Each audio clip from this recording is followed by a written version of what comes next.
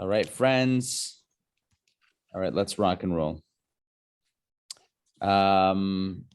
Okay. All right, ladies and gentlemen, welcome to Torah Studies. This is our exploration of the Torah portion. We have a tremendous class tonight. I hope you guys are ready for this. All right, here's the deal. You could say a lot of things about Torah. Torah does a lot of things for a lot of people. One thing that we're going to discover tonight is that Torah is like a great BuzzFeed article. It's like best tips for incredible relationship. Click here to find out, like best tips for a relationship. This is going to be, and it's very surprising because this week's Torah portion you would think has nothing to do with relationships. It's nothing to do with love and relationships, and yet it's right there. It's right there if you look beneath the surface. All we need to do is study and explore. So that's what we're going to do. All right, we're going to start with a bit of an overview of the parsha. Torah portion this week is called Vayakhel, and this Torah portion is where Moses gathers the people, and he gives them all the instructions regarding the building of the Mishkan, the building of the tabernacle. So in the last few weeks, Hashem has told Moses what to build. And now Moses tells the people what to build, and the people actually build it. Who were the main builders? Yeah, it was a guy named Salel. Good, but Salel was the main builder. His sidekick was Aholiav. I know the Hebrew name, Aholiav, right? So it was Bezalel and Aholiav. Those are the two main guys. Although Bezalel of those two was the main guy, Aholiav was a sidekick, and then they commissioned a lot of people. It was a collaborative effort. You know what they say? It takes a village to build a Mishkan. I think someone said that somewhere. I just said it. I heard it just now for myself. It takes a village. And the village consisted of people donating the items for the Mishkan. 13 items had to be done. They needed 13 materials. The gold, the silver, the copper, the different types of wool, and the acacia wood, the cedar, whatever it is, all the wood, all the different materials had to be donated. So there were tons of people donated, to the point that this week's Torah portion, at some point, the builders tell Moshe, all right, we got enough stuff. Stop. And Moses puts out the word, no more donations. No more. First time ever, I mentioned this in DVP, that a rabbi, a leader said, well, we're done with donations. No donations. You kidding me? I remember I was on Bachar Shlichus. I was as a yeshiva student. I was sent for a year on shlichut, on kind of to help in another yeshiva as an older student. I was sent to Miami. Yeshiva was in South Beach. Right. And Thursday night we drove to Bal Harbor, Florida, Surfside Bal Harbor, to the shul. It's called the Shul of Bal Harbor. It's a 41st Street. No. 41st Street is Miami Beach. This is 96th or something. This is north of that. North Miami Beach. No, not North Miami. North Miami Beach is like the 160s or something. That's where I live. Right. This is in between. It's not there. It's not there. Yeshiva was 12th and Alton Road. If anybody knows Miami, 12th. Yes. And then 41st Street is the main like Miami Beach community. Then Surfside, Bal Harbor is like in the 90s, and then North Miami Beach is due north. But anyway, so we used to go there, and I remember seeing in the lobby they had a campaign. They had like a poster board on an easel, and the campaign was burn the mortgage. And so I commented to somebody. We would learn with people in the community every Thursday night. We'd have chavrusas, study buddies, and I commented, "Oh, it's a nice campaign." He's like, "No, they do this every year. Every year they're burning the mortgage." In other words, my point is there's always more to collect. There's always more, good things to do. But this is the first, and I'm sure only time in history where, right, the rabbi says, we're good.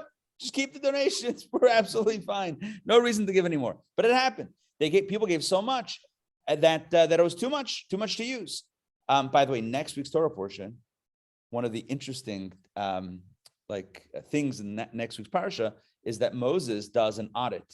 He actually he counts self audits. He puts out black and white every ounce of gold and silver and copper and precious stuff. Every ounce of materials he mentions, and he tells the people and puts it in the Torah exactly where it went. Nothing was wasted. Nothing was, misappropriated. Everything went where it needed to go. So my point is the Mishkan was a collaborative effort. Everyone donated. Everyone had to donate a half a shekel. So everyone for sure donated. And then on top of that, people gave whatever they wanted, whatever, their heart inspired them to give in a generous fashion. People gave the other materials. And then people built stuff. People who were talented in building and weaving and sewing and crafting and stone cutting. Oh, it's a field day. Everyone participated. Everyone who wished to participate participated.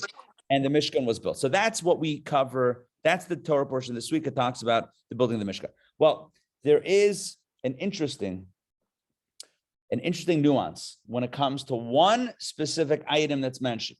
There's a bit of a nuance, and the item is the ark. When the Torah tells us about the building of the ark, it emphasizes a very unique element. And I'm going to share my screen with you for those that are online and don't have the book, text 1A.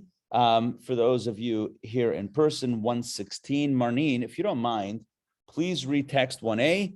This is the Torah's account of the building of the ark. This is not God's vision of the ark as told to Moses. This is as the ark was actually built. Take it away, please. Sollish made the ark of acacia wood, 2.5 cubits long, a cubit and a half wide, and a cubit and a half long. He overlaid it with pure gold, both inside and out, and made a gold crown all of it. He cast 4 golden rings for it, fastened them upon its 4 corners, 2 rings on one side and 2 rings on the other. He made poles of acacia wood and overlaid them with gold. He inserted the poles into the rings on the sides of the ark. He made the cover of the ark from pure gold, 2.5 cubits long and a cubit and a half wide. Okay, so that is the story of the ark. You read it right here. It talks about the size of the ark, the materials of the ark, how he made it, all that good stuff. Okay, now here's the basic question. The question is, what was the ark used for? What was the utility of the ark? So we know this from a previous verse. The ark was a box. And inside the box, what was there? There was something very special. Text 1b provides the answer. Marnine, you know what? If you don't mind doing one more text 1b, let's see what was inside the ark. Place in the ark the tablets of the law that I will give you. So this is when God tells Moses about the Mishkan and about the ark. He tells him, in that ark, you're going to put the tablets of law. So we already know in the initial design concept what the ark is for. So as we read about the ark being built, so we know what's going to go inside. In other words, the ark is the place for Torah. The ark is the place for the tablets. The tablets are the core of the Torah, the 10 Commandments. Tablets of the 10 Commandments, the core of Torah, and that is the central space. This answers a very interesting question. A question that you and I probably didn't pick up. Well, question that we might not have picked up on had we not paid a lot of attention. If you notice in text 1a, let me just as I stop sharing, let me just pull right back up here on the screen, and you guys have it right here. Text 1a. If you notice, the very first word of that reading was Betzalel made the ark. Betzalel made the ark. The rest of the items that are discussed in this week's Torah portion just says he. He did this and he did that and he did the other. And it refers to Betzalel and his crew, but it says it used the pronoun he. Here by the ark, it says Betzalel. Betzalel made the ark. Why is his name called out by the ark? So our sages answer that something was very special. Something was special about this ark. And Betzalel knew how special it was. And he invested more energy in the ark, and he invested specific energy in building the ark. And that's why the ark is attributed to his name. The ark carries the name of Betzalel. Everything else he made. But the ark, Betzalel made. You know, like a signature piece? Right? It's like a signature piece. Yeah, you can create many things, but then there's the signature piece. You know, what represents you and your energy and what you're all about. The ark was Betzalel's signature piece. Why? Because it was all about the Torah. It housed the Torah, the 10 Commandments. That's a very special thing. Now, just to get a little bit more flavor on this, let's take a look at text number 2. Beautiful midrash that speaks of the central role that the ark played in the Mishkan, in the tabernacle. Elio, please take it away. When God instructed Moses to instruct the Mishkan, Moses related this to Vayakhel. Vayakhel asked Moshe, "What is the purpose of this Mishkan?" Moshe responded, "The Mishkan is for God to rest his presence in it and teach Torah to the Jewish people." Vayakhel asked, "Where will the Torah be placed?" Moshe replied, "When we build the Mishkan, we will build an ark." There you go. So this is a very interesting dialogue. So Moses tells Vayakhel, "We're going to build this building." And Vayakhel says, "Why?" And Moses says, "Because this is where God's going to hang out. And this is this is the place from where Torah will emanate to the people." So Vayakhel says, "So where's the Torah going to be placed?" The ark. 10 Commandments, the ark. Yeah. It seems like we talked about the ark before we went to the Mishkan. Good. All right, we're going to get to that idea. Now, in the Torah portion, the Mishkan is mentioned before the ark. But in this, we pulled out the ark, and we're focusing on it exclusively, but we'll see in the next text, there's something special, actually in text number 4, which we'll get to soon. There is something very special about the ark and the special place that the ark had in the Mishkan. But here we already see this. We see that the Mishkan, the tabernacle, was a place for God's presence and for Torah to be conveyed to the people. And where is the Torah placed? Where are the tablets placed? They rest in the ark. So we see that the ark was almost like the core, like the heart, if you will, of the Mishkan. By the way, because the ark is so connected with Torah, we find something very unique. The ark tells us what it means to contain the Torah. So just let's understand the analogy. The ark, the Ark of the Covenant, like Raiders, you mentioned Indiana Jones, right? So the ark was a box. In the box were the tablets, both sets of tablets. Okay, so the ark signifies the vessel that houses Torah. Now, you and I are also meant to be vessels that house Torah. You with me on this? Right? We're meant to study Torah and to take in the Torah. So as the ark is, so we are supposed to be. In other words, if we want to know what it means to contain Torah, so all we need to do is look at the ark and how the ark was made so that we can learn how to contain Torah. So here we have the Talmud gives us a beautiful insight into the parallel between or lessons from the ark to us about what it means to be able to contain Torah. Sandrine, please read this one. Take it away, text number 3, Talmud. Coated in gold, both inside and out, covered top. Any Torah scholar whose inside is not as his outside is not a true Torah scholar. Look at that. The Torah tells us that the ark was gold on the outside and gold on the inside. So says Rava, that's a message for you and I.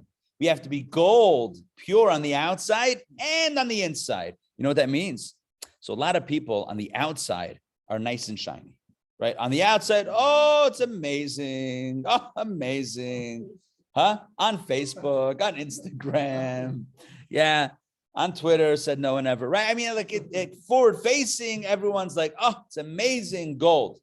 And on the inside, not so gold. Garnish, right? Not gold or garnish. So that Rava says that that to really be a Torah scholar, if you want to be an ark, you want to be a container for Torah, you got to be like the ark, like OG ark, like the original ark. The original ark was gold inside and outside, was gold outside and inside. You also have to be gold outside and inside. It means do the right thing and be a man, even behind closed doors, right? Inside, integrity through and through. Not when anyone is, I think we talked about this theme recently also. Not just when others are watching, even when no one else is watching. That's the big idea. Now we know, so let's just take stock of what we've done. We've talked about Bezalel, this week's Torah portion talks about Bezalel making the ark. I mentioned before that it's a signature piece. He made everything. But the Torah only says he, right? Marsha. But here the Torah says, Bezalel. Oh, Bezalel, signature piece. So what was special about the ark? It was the heart. The ark was the heart of the Mishkan. If the Mishkan was about a place for God and a place for Torah, there you go. The ark had the Torah. The ark had the tablets, the core of Torah inside of it. What could be better than the ark? And the ark also teaches us what it means to contain Torah, gold inside, gold outside. All right, we have the beautiful messages.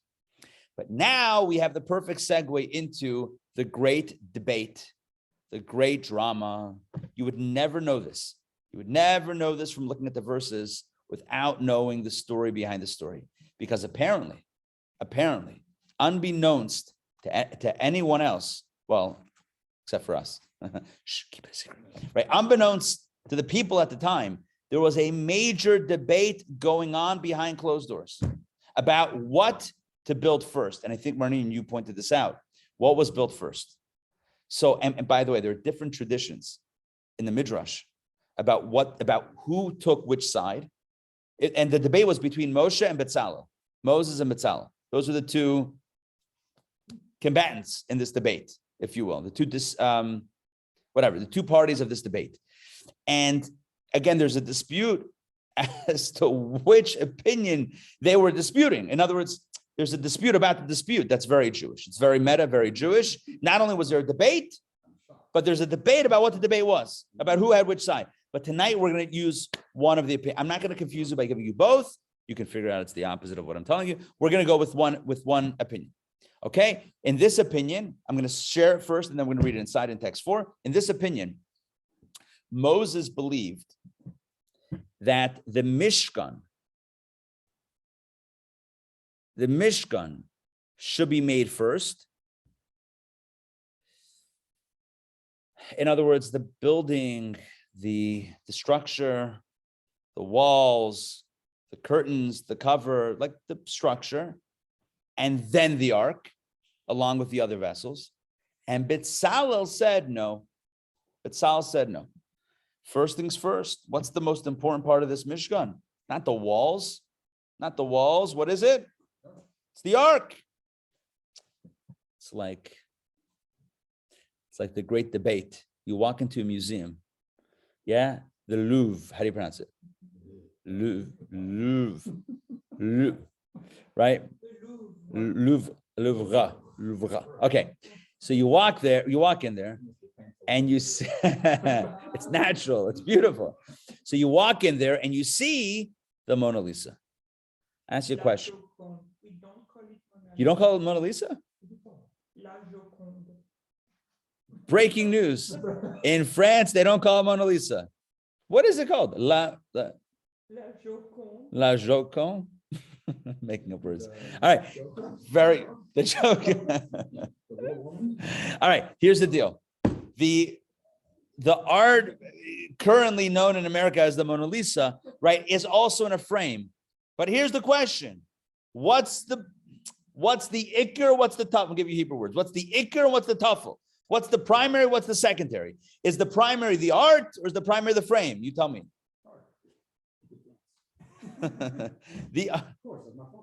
No, so you would say the art is the most important piece. The art or the frame, not the ark of the frame. Yeah. No, we're in Mona Lisa. It's art or ark. It's very confusing. No, the question is, what's the more important thing? Yes, hold on, Fred. Fred, hold on. You got to unmute. Hold on, unmute.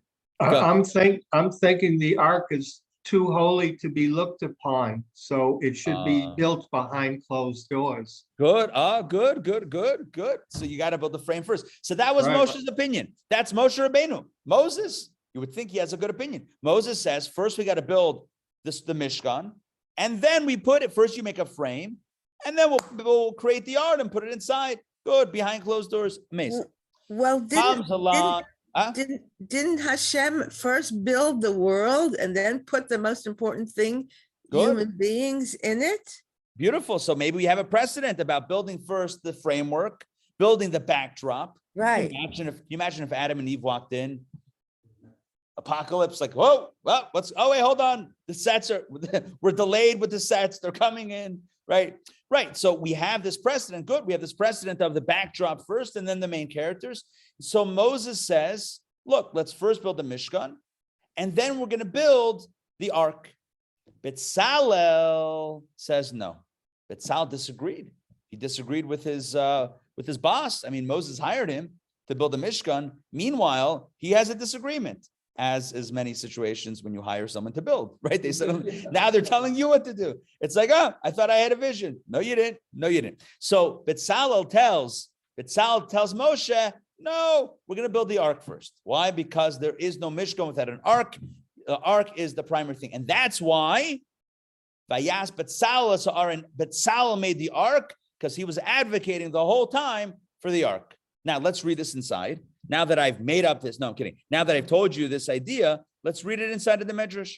All right, I'm going to share my screen once again. You guys take a look at text 4, page 118. I'll read this one. Betzalel said to Moses, to his boss, it is not respectful to the Torah to build the ark after the construction of the Mishkan. Rather, we should first fashion the ark and then construct the Mishkan. As a result, because of Betzalel's advocacy for the ark, right? Ark first, Mishkan second. Betzalel merited Betzalel merited that the ark is referred to with his name. As the verse states, Betzalel made the ark. So why is it a signature piece? Not just because he put extra effort into it, but because he was advocating against Moses that the ark should be made first before. Now, Fred had a good question. Well, then it's not behind closed doors. Okay, maybe they made it in a tent. Maybe they created just a temporary structure around it. That's what he wanted to do. Either way, what we're left with is two things from this first little section of the class. Number one, we understand the centrality of the ark. The ark was what made the Mishkan into a holy space. It was the space where Torah was emanating from. The ark housed the tablets, the holy tablets with God's writing of the 10 Commandments. So the ark was truly a marvelous thing. The ark teaches us what it means for us to house Torah, what it means for us to be authentically filled with Torah. Gold inside, gold outside and inside. We have to be toiche kabari. The inside has to be like the outside. We can't be, just talk the talk without walking the walk. We have to be authentic. Good. And then the second point that we made was, and because of the centrality of the ark, how important the ark is, Betzalel actually disagreed with Moses. Moses said, first build the Mishkan, then the ark. Betzalel says, the ark is so important, ark first. So what we're going to do tonight is we're going to try to understand what is the argument behind the argument. What are they really arguing about? What? Moses was like, I think the Mishkan first, and Betzalel's like, I like the ark first. But they each had a random preference. It's got to be based on something. And so that question number one is, what is this dispute of which one should be built first? What is it really based on? What's the real rationale driving the opinions? I mean, you could just say that Jews like to argue and disagree, but there's more. There's something more. There's something deeper that's at play here. For some reason, Moses feels that the Mishkan must be made first, and Betzalel feels that the ark must be made first. What is driving their opinions, their positions? Number one. Number two, what does it mean for you and I? So to understand this, Mark, you want to jump in for a second? I do, just real quickly. Because in my Rashi, it says Betzalel was named by Hashem because indeed Moses was his uncle. And that by Hashem naming him, the charge of nepotism wouldn't come. But that begs the question: was it a real disagreement, or did Moshe disagree with Betzalel to show, see, it's not nepotism. We're not on the same page on this. We disagree. Mark, you're in conspiracy territory here. You're literally conspiracy territory on me. They only disagreed so that no one should call nepotism. I'm with you. I hear you, but I cannot say I'm hearing a little conspiratorial thinking, which is fine. We're allowed to think like that. That's a good question. I have no way to answer that. I don't really have a way to address that. I will tell you that when we get ultimately to the point of tonight's class, we'll see that we'll see something marvelous, and that is that they weren't really disagreeing that much. They were kind of agreeing. But I've already said too much. Well, let's just see how this plays out. So in order to understand what was really behind this disagreement between Moshe and Betzalel, should the Mishkan be made first before the ark, or should the ark be made first before the Mishkan? What was that all about? To understand this, we need to go back to one of our favorite topics, which is, why are we here? Why did God create the world? And the answer, one of the answers that's given, and this is a powerful answer that's brought in Jewish mystical teachings, is that God wanted to have a relationship.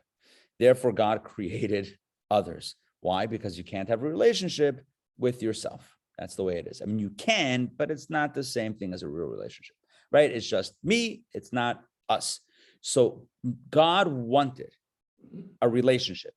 When you want a relationship, you need an other. So what does God create? An other. We are the other in this relationship. How do we relate to God? Now, if you think about it, a relationship is typically between two equals, right? Like here, we're talking about the infinite and the finite, the creator and the creation. Like what kind of relationship is there between us and God? So for this, we have two tools with which to relate to God. And what are the two ways in which we relate to God? How do we relate to God? Through Torah and mitzvot. That's it, classic ideas. God created the world, God created the universe in order to have a relationship with us. And how do we relate to God? Through the study of Torah and the performance of mitzvot. Now, I think sometimes we do a mishmash. Torah and mitzvot, we lump them together. But these are two very different areas. Torah is Torah study, like what we're doing now. And mitzvahs and mitzvot are mitzvah observances, doing a mitzvah. Lighting Shabbat candles, giving tzedakah, wrapping tefillin, right? Eating kosher, putting on a talit. Suddenly I can't remember mitzvah. Eating matzah on Passover, shaking the lulav and esrog. So many mitzvot, right? So that's one experience. And then this experience, the experience we're doing now is studying Torah. Two different realms, two different experiences. And in fact, even more so to kind of create a little bit more of a divide, we know that within human personalities, there are some people that gravitate towards study, Torah study, and some people that gravitate toward mitzvah observance. Not that we don't do both, but there's some people that are more of the scholarly type and some people that are more of the, let's say, activism type. I don't know if that's the best word, but that's along the lines. Let's take a look at text number 5. Okay, let's take a look at text 5. This is from the Alter Rebbe, Rabbi Shneur Zalman of Liadi, the founder of Chabad, and he writes in Tanya, one of the sections of Tanya, the 4th section of Tanya. Yeah, he writes the following. There are two types of Jewish souls.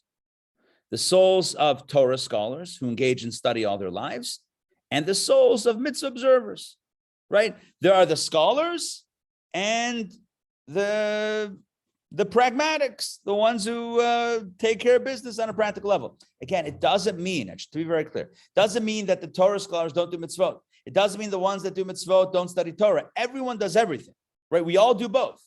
All of us here studying Torah and we do mitzvot. But primarily, there are two different types of souls that gravitate more predominantly toward one or the other. Some souls gravitate toward, they love studying, and some love mitzvah observance. Different types of people. You with me so far? I am, but unfortunately, they're not doing either. Oh, so Leo's asking, so what about a soul who's not yet involved in either? So I would say not yet. Good. But there is a natiyah, there's a natural inclination toward one way. It's just maybe they haven't found their place yet. Maybe they haven't found the right mitzvah, the right piece of Torah to study.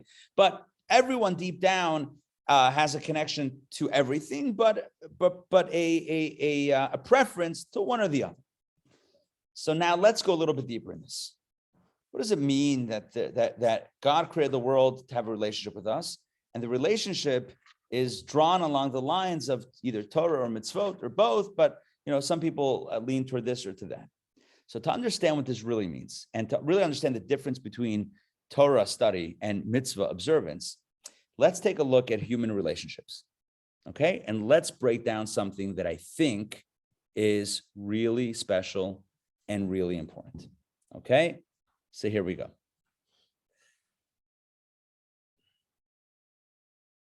When it comes to a relationship, right? So here is the interesting thing. There are certain things that we do. So let's say I'm in a relationship, right? And my significant other, so it's me and my significant other. So there are two types of activities, two general categories of activities that I can engage in. One is an activity that we both enjoy. So this is something that I do with the other person in the relationship. So for example, let's say me and my significant other both like hiking. Let's just say we both like hiking. So we take a Sunday afternoon and we go for a hike. Let's just say we go for a hike. Okay. So what's happening?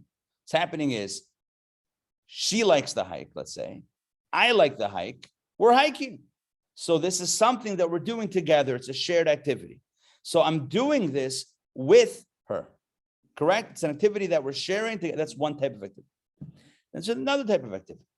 That's the type of activity that I frankly don't want to do. But she wants it.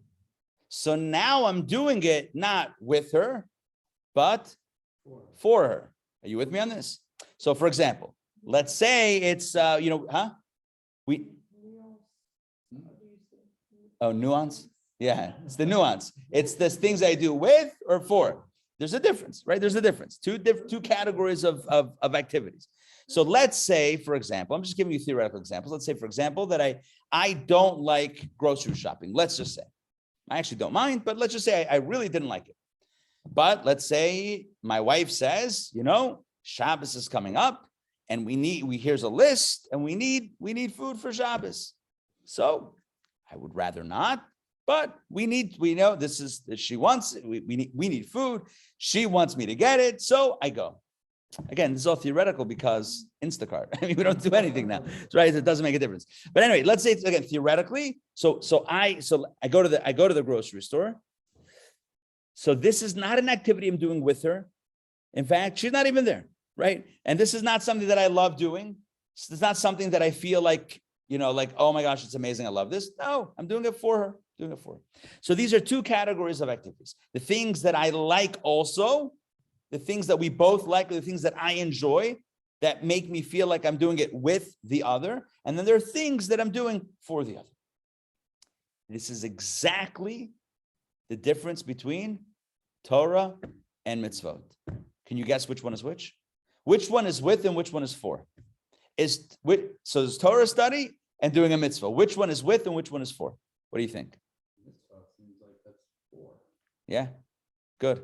And Torah is? Torah is with. Why is Torah is with and mitzvah is for? Why? Let's break this down. When I study Torah, it's amazing. I understand it. It makes sense to me. It thrills me. It excites me. Wow, I understand it. I get it. It satisfies my curiosity. It engages my mind. And we're going to support this with text. I'm just giving you the whole picture outside, and then we'll learn it inside. And when we study Torah, God is studying with us.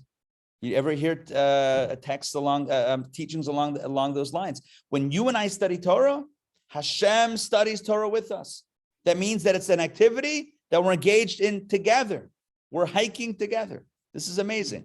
We're hiking, and there's a waterfall, and there's birds. It's beautiful. There's shade. It's cool. It's crisp. We have water bottles. It's gewaltig. Walking sticks. V'chuli. The whole deal.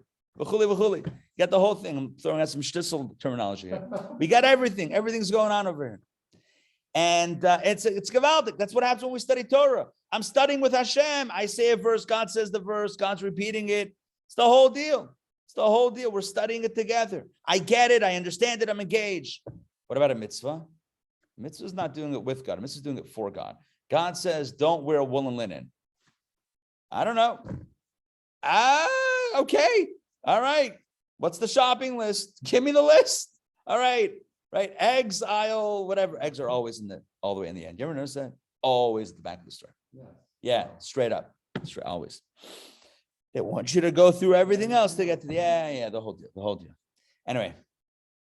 So yeah, the mitzvot of the shop now doesn't mean that we don't like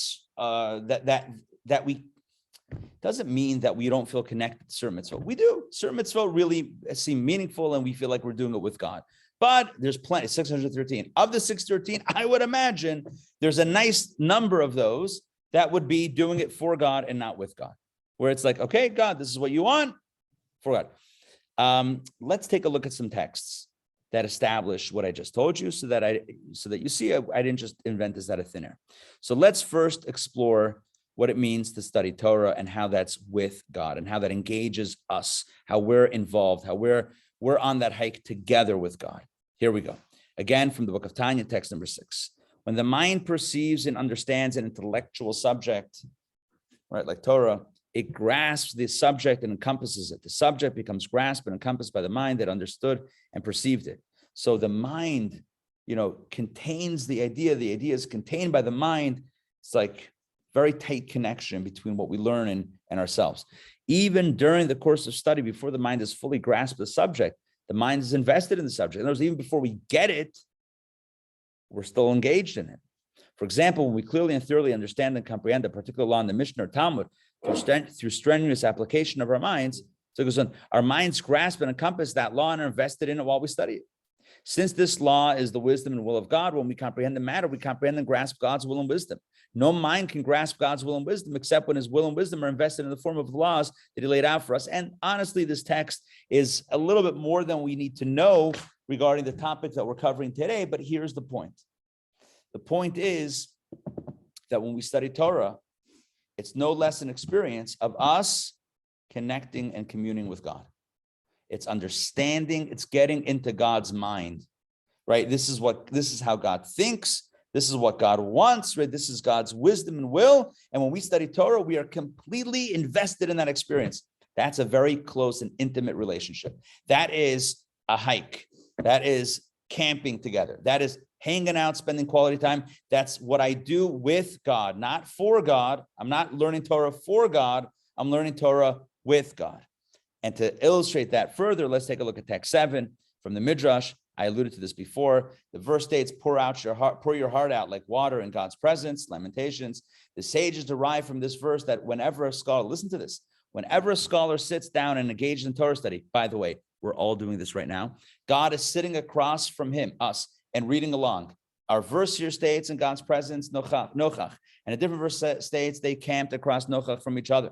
Just as the word nochach in the latter verse means they were facing each other, so should it be interpreted in the former verse. Yeah, we don't really need to know exactly how it's derived from the verses. But here's what we do need to know. When we study Torah, God is sitting opposite. We are camping, use the example of camping, right? We're camping with each other.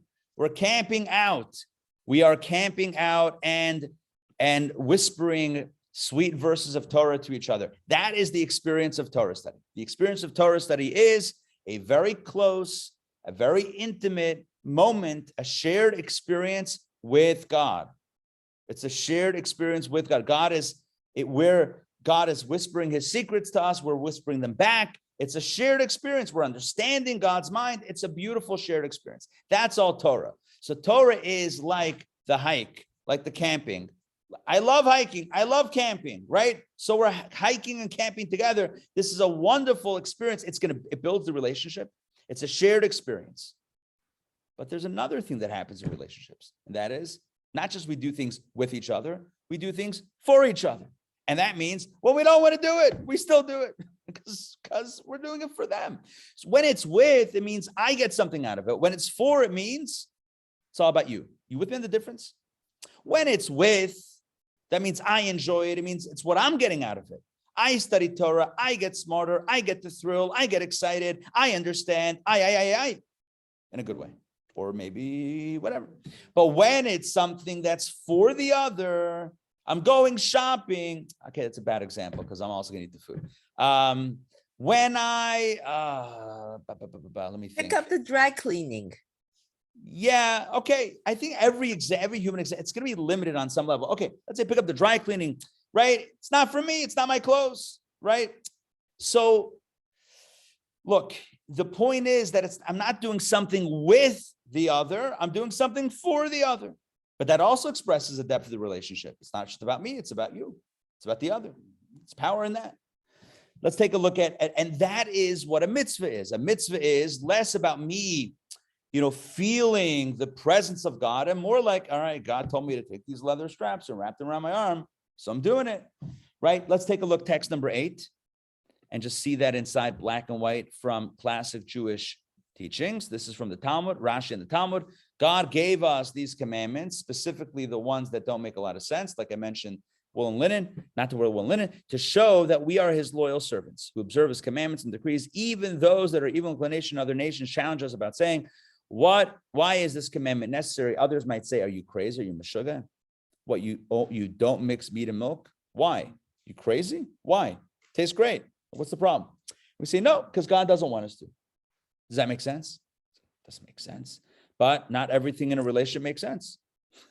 If we're gonna have a relationship only when it makes sense, good luck. Good luck. That's not how people work. It's not how people work, right? People have what they like. And to be in a relationship means that I honor what you like, even if I don't like it. I honor what you like. That's what a mitzvah is. A mitzvah is honoring what God wants, what God likes, so to speak. Right? God says, I want you to do this. Okay, we're doing it. Is it a shared experience? Do I feel like the presence of God? Maybe with some mitzvahs that I really get, I really feel, maybe. But a lot of them, it's just doing it for God. It's not doing it for myself. So this is the distinction between Torah and mitzvot. And just so we don't lose the plot over here, it's very important that we understand what's happening in this class. I explained, we started the second section of the class by talking about God creating this world to have a relationship with us. And the avenue, the glue that holds the relationship together, there's two elements: shared experiences and selfless experiences. There's what we do with God and what we do for God.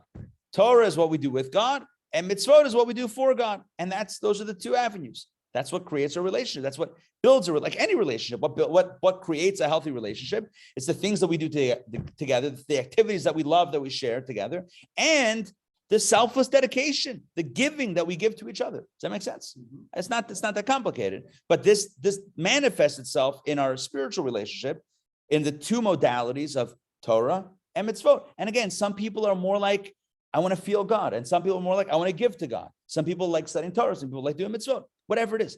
Either way, it's two different modalities. Good. And so now we bring it back. Well, before we bring it back, now I want to ask you another question. So which is greater? Let's talk about human relationships. Which is greater? Is it greater to...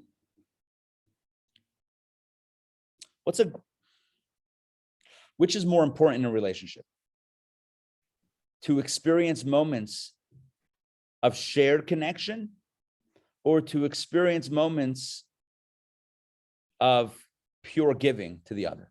Which is more important in building a relationship? Is it like, what builds a healthy, long-lasting relationship? Is it those hikes together, or is it shopping and dry cleaning? What really builds the relationship? What do you think? Well, you hear all the time that when people have a complaint, he was a good provider, but we never shared anything.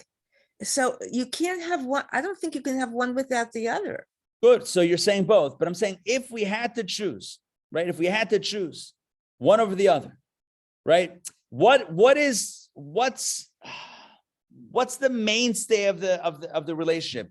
Is it those moments in which we're walking on the beach together, that we're hiking, that we're camping, that we're, the road trips? Is it that what creates the relationship? Or is it the daily sacrifices, the giving for the other, the doing for the other, even when it's not about us, it doesn't feel good, but we're doing it, we're dedicated? What builds the relationship? And the connection comes from being together.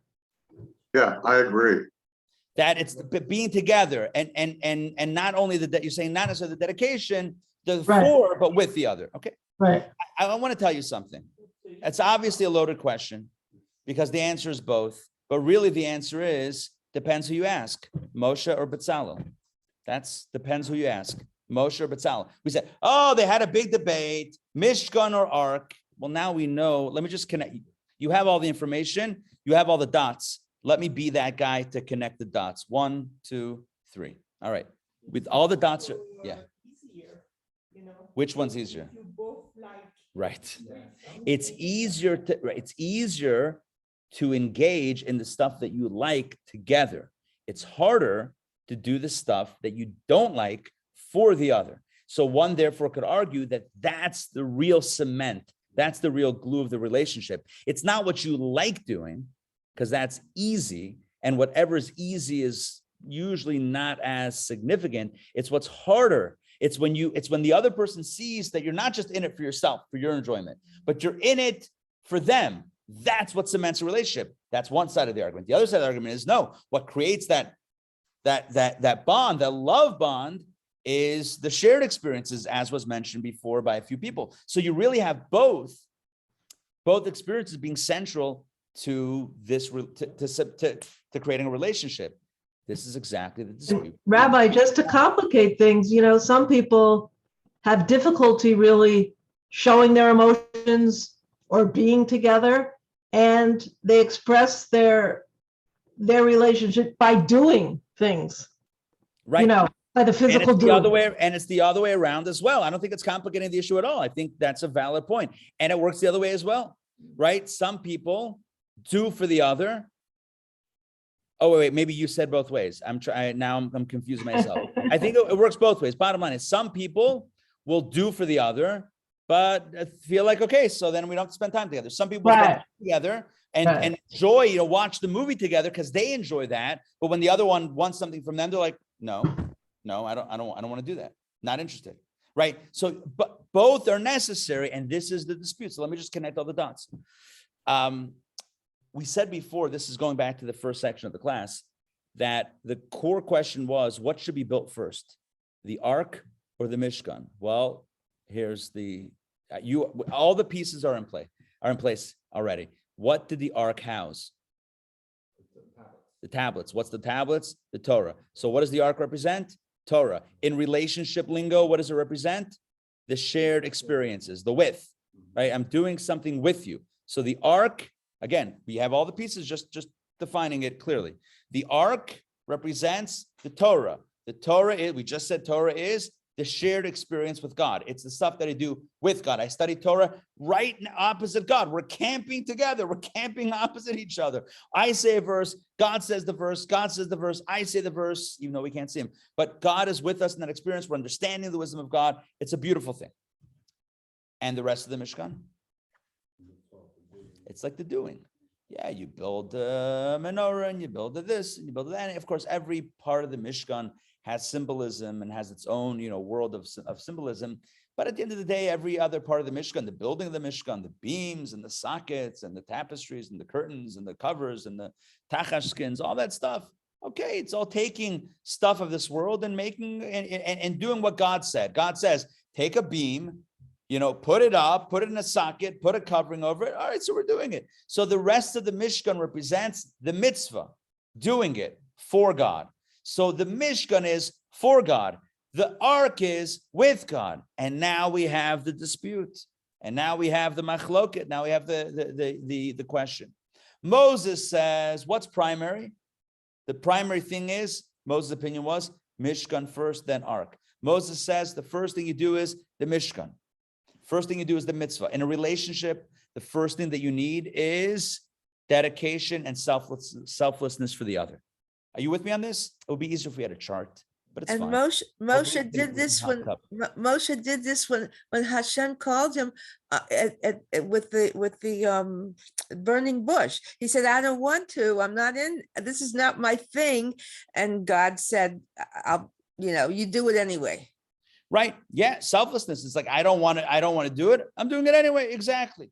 So Moses says that what is the foundation? What's the starting point? What's the launching point of our relationship with God? The first thing you build is the Mishkan, then you build the ark. The first question of a relationship on our BuzzFeed relationship quiz, this will ascertain how strong our relationship is. Question number 1 is, how often do you give? How often do you do something for the other that's not about yourself? How often does that happen? That's question 1. Question number 2 is, how often do you take strolls along the beach? That's question 2. Question 1 is, are you building a Mishkan? Question 2 is, are you building an ark? Question 1 is, are you dedicated selflessly? Question 2 is, do you have shared experiences? That's Moses' opinion. Betzalel, as I say in English, hum fakert, the exact opposite. Betzalel is the opposite. Betzalel says, no. What makes a relationship? Question number 1 is the ark. Well, item number 1 is the ark. Question number 1 is, How often are you spending time together, quality time? How often are you having shared lovely experiences together? That's question one that builds a relationship. Question two is, okay, now what are you doing for the other, even when it's not about you? That's question two. In other words, they both agree that to build a Mishkan, that to build a home for God, you need both the rest of the Mishkan and the Ark. And everyone agrees that both are important. The question really is, which comes first, right? The love, I'm going to just call it love, or the dedication. It's really all about love, but it's the sharing or the giving, which is first, which is second. Ultimately, it seems like Bezalel got his way. Ultimately, it seems like Bezalel got his way. And maybe the Ark, it really depends on which tradition we follow, because there's different traditions about what the debate was about and how it unfolded. But if we posit that Bezalel's vision of the Ark is indeed correct, there's a beautiful lesson here. And I think it's practical. The lesson is, who are you going to be ready to dedicate your life selflessly to? Who are you going to be ready to give to do for? Someone who you probably have a connection with. You with me on that? In other words, first question is, right, do you have a connection? And then if you have a connection, now you're going to give to the other. So yes, Moses is saying, ultimately, at the end of the day, the most important element is how, to what degree are you ready to sacrifice for the other? That's the real question about a relationship. But Bezalel is saying, but to get to sacrifice, I have to want to sacrifice for the other. And if I don't have a connection, if I don't have a bond to them, why am I going to want to sacrifice? I hope that makes sense. So, and this goes back to a classic debate, Talmudic debate regarding Torah and mitzvot, again, which is the spiritual analogy or the spiritual analog for this entire conversation. Text 14, we'll conclude with this text. All right, I'm going to put up on the screen. I know we skipped a bunch of text. Don't worry. I gave you the gist of all of it. Text 14, this is page 129. Rabbi Tarfon and the elder sages were once gathered in the upper chamber of Nitza's house in Lod. The question was raised, and this was a loaded question. That was a joke. The question was raised, what is greater, the study of Torah or the performance of mitzvot? You with me? Look at the question. Which is greater, to study Torah, to do mitzvah? You know, in relationship lingo, you know what that would be? That would be like philosophers discussing, or people discussing, therapists discussing. So what's more important in a relationship? Shared time or shopping? I mean, or dedication to the other. Which is more important? Rabbi Tarfon proclaimed the performance of mitzvot is greater. In other words, the dedication is greater. Rabbi Akiva proclaimed, no, the study of Torah is of greater importance. Shared experiences. All of the assembled then proclaimed, look at this, in unison, like a musical. They all proclaimed the study of Torah is of greater importance because Torah study brings one to the performance of mitzvot. So look, some people said Torah is greater. Some people said mitzvot is greater. And the conclusion was Torah is greater because it leads to doing a mitzvah. What does that mean in our lingo? You have to have those experiences of shared connection. You have to have those experiences of doing something with the other. You have to have that love, that real bond, because what that does is that leads to the mitzvah, that leads to being dedicated selflessly to the other. So you really need both. But which comes first and which comes second? First comes the Torah study, the Ark, and then comes the Mishkan. First comes Bezalel, and then comes Moses, I mean, so to speak. First comes the shared experiences, and then the dedication. And the truth is, this is mirrored in relationships, right? Most relationships are like this. I mean, think about it. Most relationships, the pattern is you find someone who you like spending time with, and then the love deepens and matures to the point where it's not just about you and you're having fun with the other person, but you respect them and you really care for them and you really want to do for them. And so you're ready to, not do what you want for the other person. If they want it, you're going to do it for them. But where does that come from? it would be hard pressed to say that a relationship begins with that. Relationship begins with selflessness. Like I meet someone, the first thing is, what can I do for you? That's customer service, right? That's a customer service agent, but that's getting paid. That's not a real love relationship. It's like, how can I help you? How can I help you? All right. It's like, it's not the way humans are typically wired in relationships. Typically it's, let me find someone who enjoys, right? Long strolls on the beach and candlelit dinners. And I don't know, I'm trying to think of the most cliche singles ads possible, but like, right. It's like, I like reading books and it's what do we like? And so we find someone that we're compatible with that likes the same things that we do. And we have these wonderful shared experiences and we laugh and we have fun together. And then hopefully it matures to the point where each of us are given to the other. A relationship can only be sustained when there's selfless giving, the mitzvah modality. It's not sustained on shared activity. It can't be, because there's a limit to that shared activity. And at some point that they're not going to want what you want. And then the question is, are you in or are you out? That's the question, right? Like if it's only about you, then when it's about them, then you're out, then it's not a real relationship. So ultimately, hamaisa hu ikar, it's the mitzvah that is primary. But to get to the mitzvah, you need the Torah first. Like in a practical level, you can't know how to do a mitzvah without studying Torah. You can't be selflessly dedicated without having an emotional or whatever deep connection with them. You're not going to give to them. You're not going to do for them until you have experiences with them. And so, my friends, what we've seen tonight is something quite marvelous.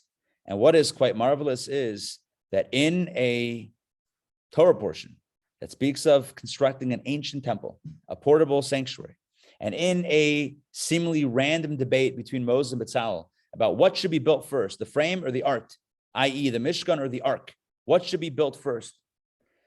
We've unlocked, based on the teachings of Chassidut and the Rebbe's teachings, we've unlocked a beautiful message about life and relationships and love. And that is, to cement a relationship with another person, you need to have shared enjoyment, shared experiences, as well as selfless experiences. Things that we do with the other person and things that we do for the other person. And the same is true with our relationship with God. There are things that we do with God, like Torah study, things that we do for God, like mitzvahs. They're both important. And so, my friends, as we think about and reflect on tonight's class, let's think about how we can strengthen our relationships on the ground, as well as our relationship above, our terrestrial relationships, as well as our heavenly relationship, and requires some good old quality time, as well as some acts of devotion. Thank you very much for joining me tonight for Torah study. I hope it made sense. Made sense? Good. All right. I hope it made sense and maybe even inspiring on some level. Maybe a little bonus. Ray, jump in. Don't forget to unmute.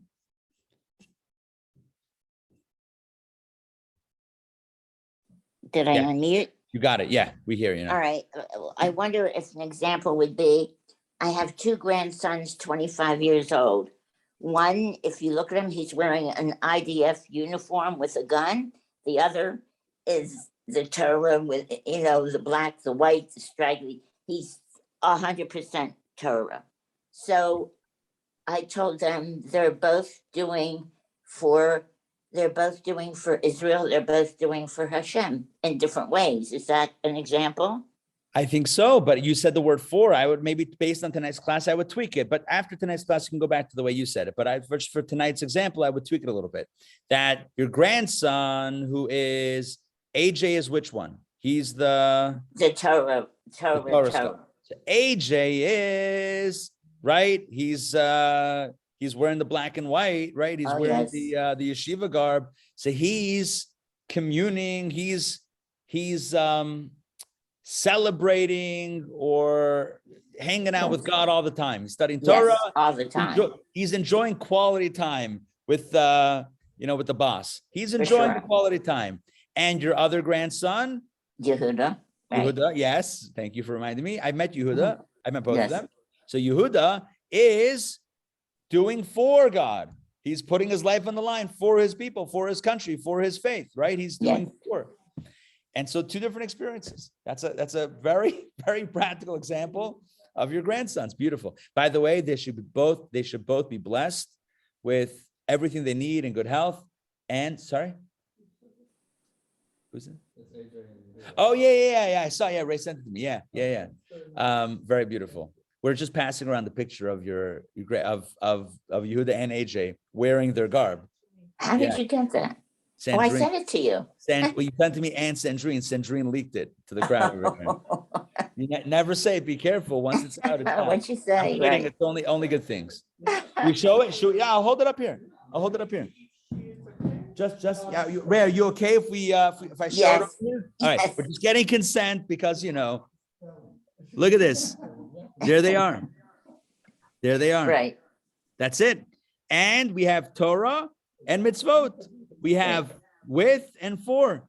And of course, everyone's both.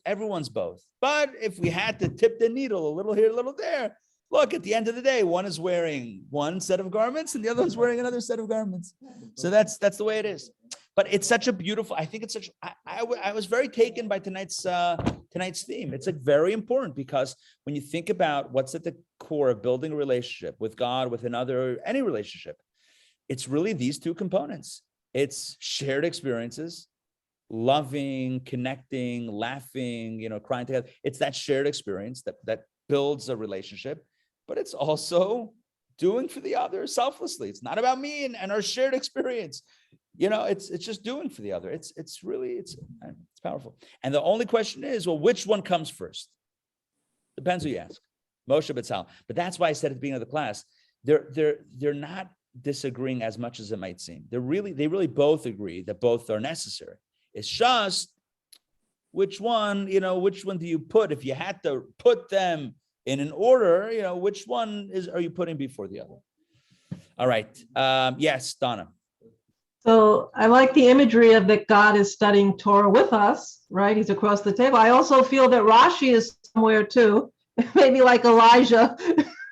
Yeah, why not? We can add more around the table, but if God is there, I think we're, that's definitely a good place to be across from God. Can't beat that. But sure, it says whenever we study anyone's Torah, it says there, it's very interesting. There's a verse that says that when we study the Torah of a sage who's passed on, it says their lips move in the grave along the words of Torah that we say in their name, which is very cool. Their lips. It doesn't mean physically necessarily, but it means conceptually. It's powerful stuff. So yeah. So the definition here says scholars studying Torah, but that means all of us. Yeah, we're all scholars. Yeah.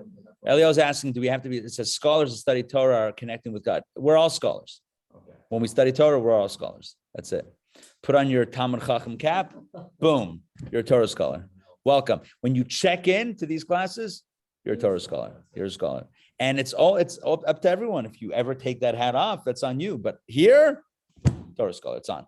All right. Yes, Mom.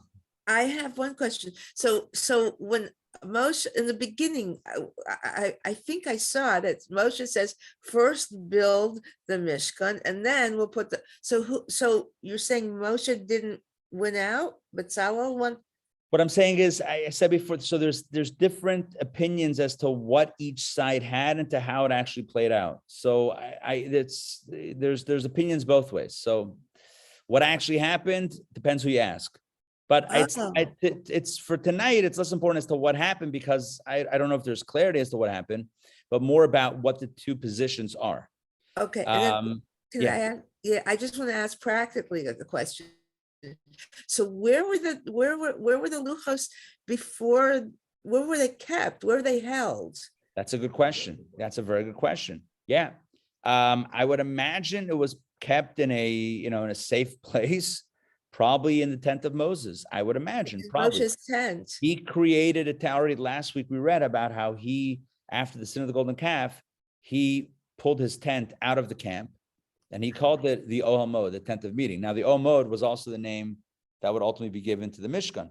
So we see that even before the Mishkan was built, the building of the Mishkan was called the Ohel Moed. So even before that, his tent was the temporary Ohel Moed. So I would imagine that that's where he kept the tablets. I'm sure it's discussed in a source.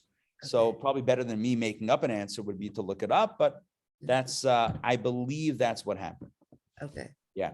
All right. Thank you. Laila Tov, everyone. It's good to see you all. Check out the website for more information about classes that are upcoming, including You Be the Judge, and you want to be the judge because it's good to be the judge. It's good. True crime. Who doesn't like true crime? OMG. It's the best genre. Oh my gosh. True crime. It's fantastic. So we're going to be exploring real cases that came in front of the Jewish court, the Bet Din, using Talmudic sources for analysis, debating, discussing. You be the judge. The gavel's in your hands. Yeah, real deal. Real deal. You could be a scholar. You are the scholar. That's it. Scholar and a judge. Yes, you did. You became a scholar tonight and a judge. If you sign up, if you don't sign up, then no promises about being a judge. I'm just saying. So intownjewishacademy.org/judge. And yeah, be a Judge Judy or not, or Wapner. Judge Janine. Yeah, People's Court, the People's Court. Yeah, Judge Wapner. Those interviews afterwards in the hallway. Epic, absolutely epic. Oh, I can't believe it. Oh. All right, this is reality TV before reality TV. This was reality TV. Unbelievable. Scripted. You know that it's half scripted. It got to be half scripted, these things. It had to have been. And you know that whoever showed up, it's because they offered whatever the judgment is, they got it covered, and plus appearance fees, and plus you get to get famous for 15 minutes. All right, enough of that. We'll have to do a TV special edition of Torah Studies another time. All right, Laila Tov, everyone. Take care. Be well. Good to see you all. Bye.